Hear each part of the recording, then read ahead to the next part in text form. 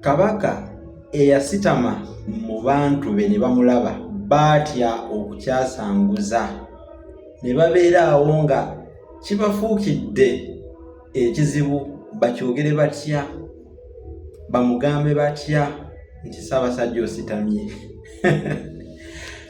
batya nnyo okukyasanguza ne kibasobera mu butuufu kyababuzaako embiibya. Oyo nno ye Kabaka Kyabaggu yali wa 25 mu luse luno lwe tuwangaaliramu olwa Kintu. Kabaka Kyabaggu nga bw'omanyi ebintu bisoba ebintu bisoba. Yali agenzeeko mu kibuga ekyali ekya Mwanga asooka ow'e Kavumba, oba guwandiise Mwanga 1 oba Mwanga the first. Mwanga oyo ow'e Kavumba yakuba ekibuga. Mwanga oyo asooka yakuba ekibuga e Kavumba. Naye e Kavumba eyo waliwo ekyafaayo, wabeerangayo enjovu, zaabangayo nnyingi edda. Kati ate Kyabaggu oyo yali ayagala nnyo amasanga era kyeyava yeesitula n'abantu bagenda alabikireko eyo bamuyiggire n'amasanga mangi bagakuŋŋaanye bagamuleetere. Kyokka bwe yali atudde waalabikidde e Kavumba naye teyakigenderera, yalabira awo ng'empale yayulise dda. Ebizibu nga binajja bagamba nti akabinga kanajja otuyalira ku ggulu. Ate akabinga kanajja, ebyembi nga binajja, Lubaale akwata mukyawe. Kati bambi Kabaka Kyabaggu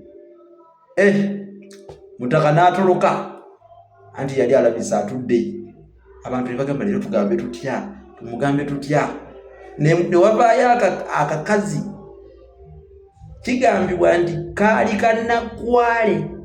Kannakwale ko kaavaayo. Kannakwale kaavaayo ne kaali n'omutima lukakajja lwennyini ne kasiba ennyama ne keevaamu ne katuukirira Kabaka kamukuba akaama. Manyi bwe kamugamba nti maaso mwogi, lengera eri waliyo enjovu endala ziizi. Kabaka bwe yasituka ne kamuwonya okuswala mu bantu. Bwe yasituka bw'ati nga tazirengera, talaba njovu. Awo nno obuzibu bwali bugenda okufiira, naye kamukuba akaama ne kamugamba, Ssaabasajja obadde ositamye. obadde ositamye ng'abantu bagenda kukulaba. Bw'atyo ne yeetegereza n'alaba nga akakyala ako kamuyamba. Baakajjako n'enjogera egamba nti omumpi talega nzige, Nakwale yalengera enjovu e Kavumba.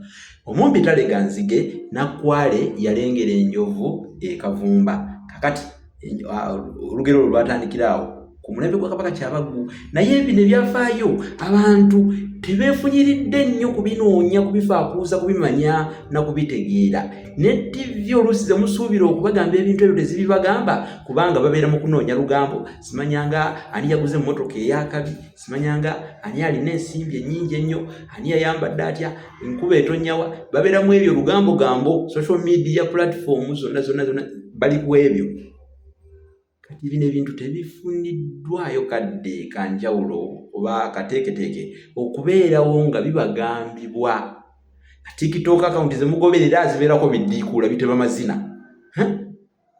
Kusekkenkuka ng'empisa eyita ku bbaagiro n'ogamba bannange tuli ku kiki ddala wano, tuli ku ki? Bintu by'amakulu byo tebabibagamba. Ebyafaayo nga bino bye bituufu okubagamba. Naye mwekuumire wano ku mukutu guno olulasange, sooka subscribing, liking, commenting, sharing, goberera. Ate bw'ofuna omusomo guno weerezaako ne munno bangi bajje bamanye omukutu gwaffe guno bagwe bagwettanire bagweyunire baguyigireko ebintu ebingi ennyo ddala. Nze Munnabusiro mbaagala nnyo, mumpanna amaanyi abagoberera, abateekako komenti, abalikinga, abakomentinga, abasharinga, mugabanako ne bannammwe. Mwebale nnyo kuba munnange naasiwa mukange asiwa mukabukuku. Kale tutambulire wamu mu ngeri ya butalekana nga Sonko ne Kovu. Nange mbaagala nnyo, kambagalize ekiseera ekirungi, mubeere bulungi, mweraba. Kale mweraba.